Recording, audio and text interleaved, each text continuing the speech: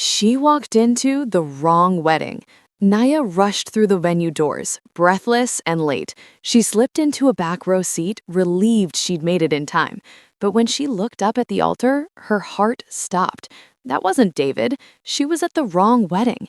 At the altar stood Julian, a successful tech CEO, about to marry Veronica in a ceremony arranged by their families for business.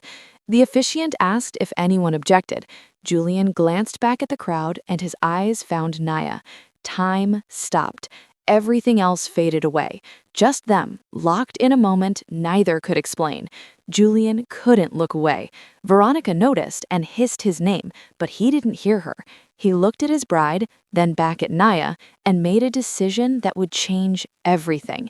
He stepped away from the altar and told everyone he couldn't go through with it. 300 guests gasped in shock as Julian walked down the aisle straight toward Nia. She panicked, tried to apologize, tried to leave, but Julian gently took her hand and asked her not to go. He confessed he was marrying for business, not love, that he'd never believed in signs until this moment, and she'd felt it too. Veronica exploded in fury. Julian's family rushed forward, talking about mergers and business deals. Security guards approached. In the middle of total chaos, Julian asked Nia one question: "Do you trust me?" It was crazy. She didn't even know him, but looking into his eyes, she made the most reckless decision of her life.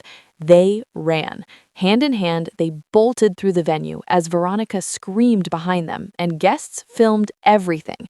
They burst through the doors into sunlight, laughing with pure adrenaline. At his car, still catching their breath, Julian realized he didn't even know her name. She told him, "Nia." He introduced himself. "Nice to meet you." And they drove away from the chaos, leaving 300 shocked guests and one furious bride behind. But Veronica isn't done with them, not even close. What happens next will shock you. Subscribe now so you don't miss part 2, because this story is just getting started.